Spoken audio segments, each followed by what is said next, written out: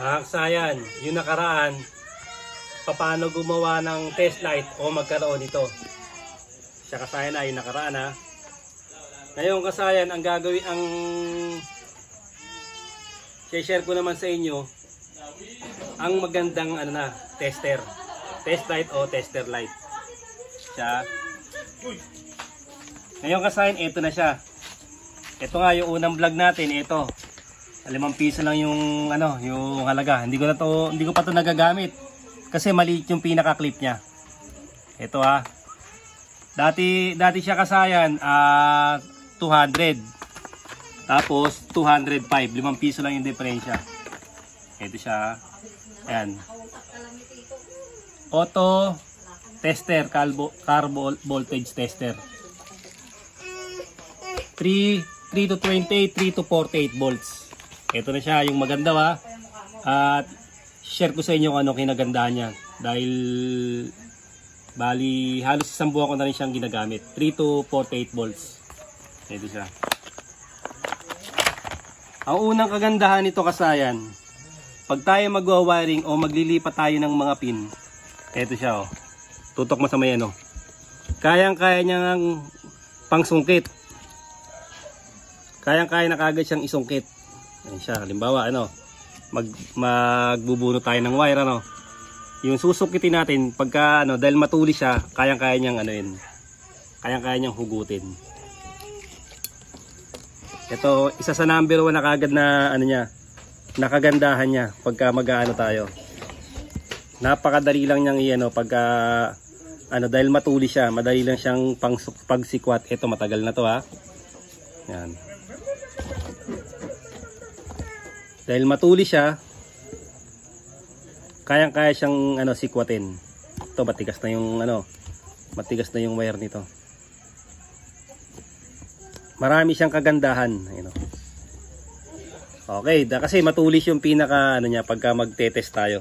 Tapos pagka tinest natin siya, pansinin niyo ha.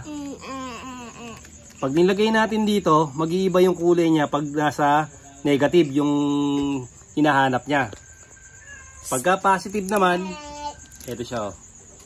Magkakaroon siya ng volt. Ayan. 12.7, 12.8. Oh. Pagka yung battery natin eh ano na, lobat na, ito negative, positive, ito siya. Ayan. 10.4.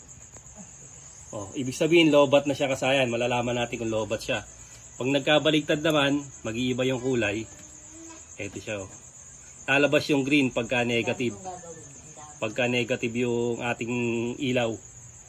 O, pagka normal siya, ang ilaw niya, ayan, kulay pula tapos magkakaroon siya ng ano, magkakaroon siya ng volts. Ngayon dito kasayan, pag maghahanap tayo ng body ground, ito. Tutok ulit sa ano natin. Pag maghahanap tayo ng body ground, ang uunahin natin etong ano, tong clip. Kasi kung ganito gagawin natin, iilaw lang siya ng green. Ito ah. Iilaw lang siya ng green. Yan. Kailangan ang gagawin natin para mahanap natin yung ano, yung maganda niyang yung reading para makukuha natin yung paglalagyan natin ng body ground. Ito siya. 12.2. 12.2 yung reading ng ground na to. Ngayon, itong ground na to, oh, 12.2, pareha sila. Kaya pwede tayong kumuha rito ng body ground kasi makikita natin na parehas. Ngayon, pagka papanda rin naman natin yung motor, malalaman natin dito kung mag-charge yung ano natin. Mag-charge yung ating battery. Siya.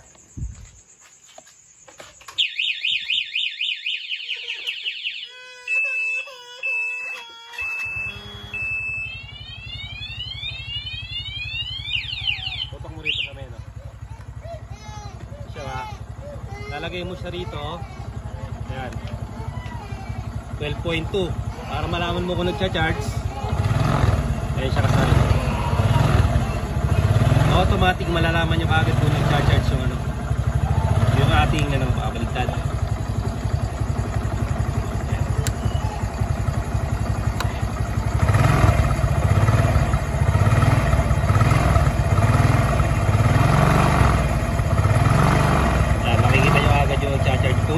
mag-charge yung motor nyo o hindi. Kasi may kasama na siyang voltmeter. Tapos pag ilalagay natin sa unahan dito, iyan mo rito. Ilalagay natin sa halimbawa sa unahan. Ito. Halimbawa sa body ground. Natin abot siya kasi hanggang dulo gawa ng spring niya. Abot siya kahit hanggang dulo sobra pa. Kaya nababanat siya. May body ground tayo sa pinaglagyan 12.5. Ayun siya. Kumbaga sa kasayan, hassle free na kayo dito. Maraming purpose. Halimbawa naman, yung mga wire niya nag-uumi doon nag-uumi doon, nagkukulay lumot na, nagbeberde na yung yung wire niya. Mapapansin nyo na mababa yung voltahe niya. Saka yung mga nilalabas. 12.4. Halimbawa dito tayo sa flasher relay.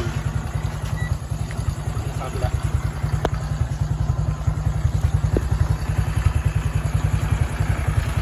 Lalagay natin sa negative.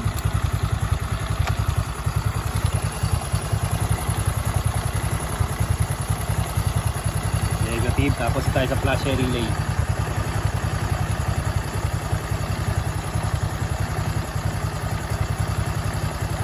Wala sa blinking, wala rin flasher, wala siyang reading dito. Pero sa mga signal light meron siyang reading. Tingnan natin dito signal light. Lagyan natin sa negative muna. Dito hindi siya nagre-reading sa accessory. Ayan, sa accessory wire mahina yung kinapitan ng grounded. Ayan, accessory wire Ito yung lumalabas sa accessory wire. 12.3.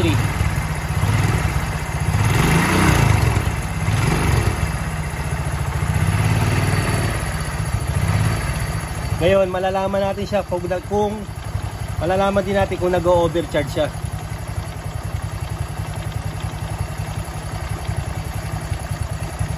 Ito. Ganyan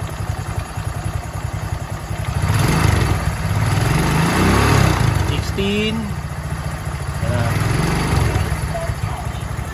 Ayun na Okay, tingnan mo, tutukan mo. Ito ang ka-importante yan itong test light na to. Yan, kaya kasaya na overcharge. Okay. Saka lang, tutukan mo lang siya. Yan. Nagsi-16 16. Okay, overcharge. Ibig sabihin, delikado na yung inyong battery. Pagka ganyan, delikado na ang inyong battery niyan, malalaman nyo ngayon kung magno-normal siya o normal yung lumalabas na supply o hindi. Tatabasan lang natin sa design para makita nyo.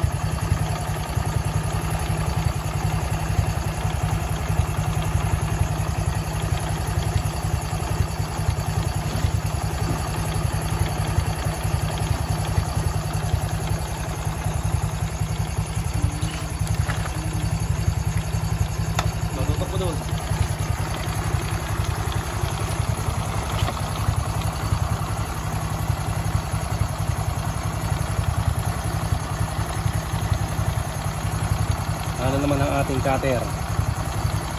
Ayan. Ito ang kagandahan nito kasi maraming kagandahan tong na to, tester na to.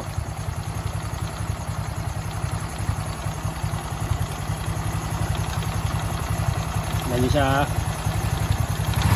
Nalalaman niya kung mahina yung supply ito. Okay, overcharge, puputok ang battery.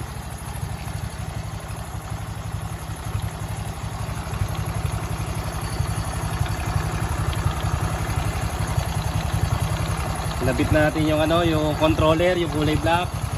Ito na siya ngayon. Mamomonitor nyo na siya. Katulong ng test light na to, mamomonitor nyo siya.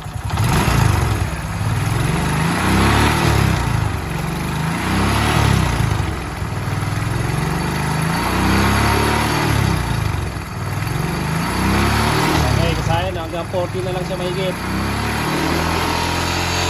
Okay. Hindi na siya abuti ng ano, kagaya kanina. Ganon yung kagandahan sa test light na yan. Pag natanggal yung ano niya, natanggal, napansin nyo nag-iba, halimbawa na wala yung negative, ayan, overcharge, putok battery. Ganun lang kasaya na yung ano, yung magandang tester. Ito na siya.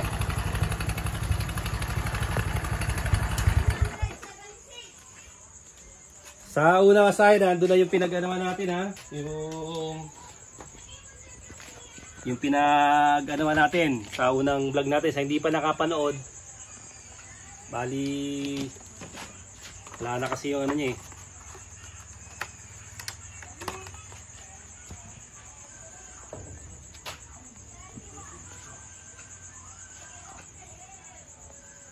Ito siya kasaya no.